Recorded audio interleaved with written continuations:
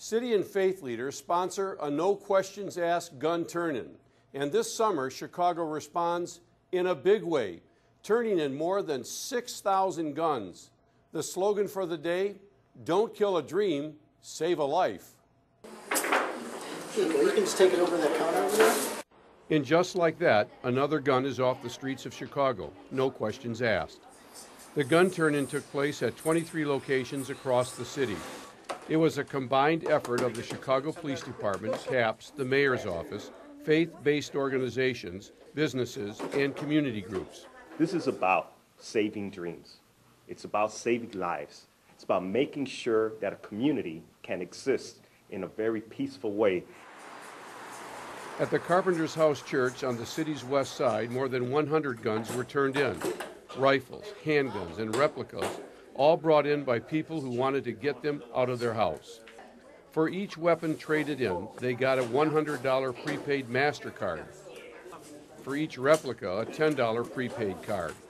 The church's pastor was overwhelmed by the turnout. All this is worth it just for one gun, because it would save lives. So we're just excited with the turnout.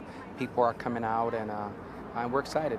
On the south side at Bethlehem Star Church, hundreds of people lined up all day to get rid of their guns.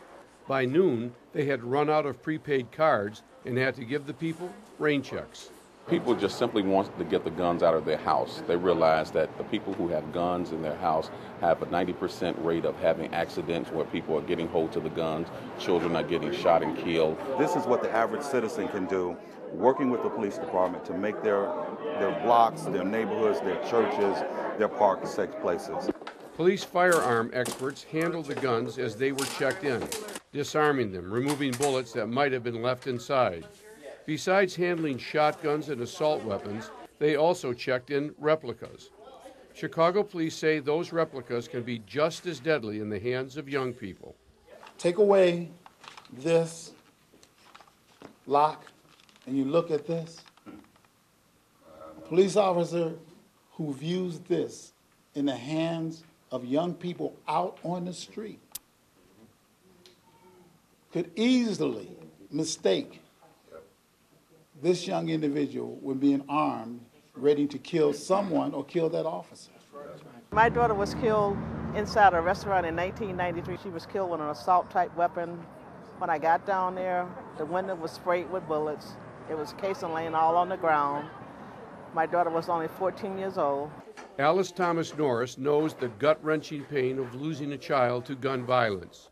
She was one of several parents who came out to share their stories and urge people to turn in guns and help put an end to gun violence once and for all. This is very hard for me standing here with all these guns. My son's life was taken last year, April 4th, 2006. He was at a safe place, which was the church.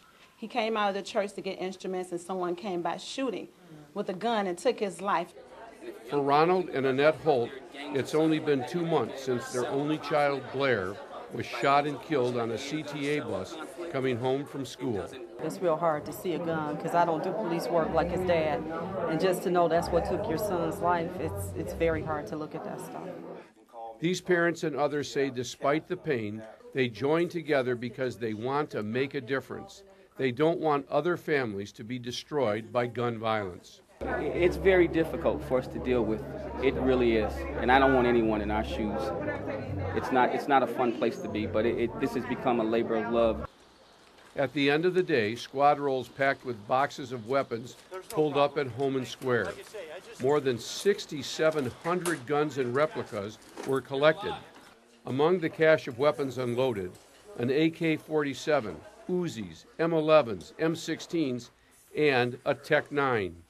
While officials say they were very pleased with the tremendous response, they say the effort to clean up the guns off of Chicago streets is by no means over. Through the leadership of the mayor, it is through the leadership of our faith-based communities, and it is through the dedication and the cooperation of the community, our businesses, that we were able to have such a successful gun turn-in today. This fight goes on as long as there's breath in all of us, CAPS as well as the parents, the police. We're fighting to say we're going to keep these dreams alive for these youth that are here and for our children that are yet living. Thank you. All the guns from the turn-in will be destroyed and will never return to the streets of Chicago.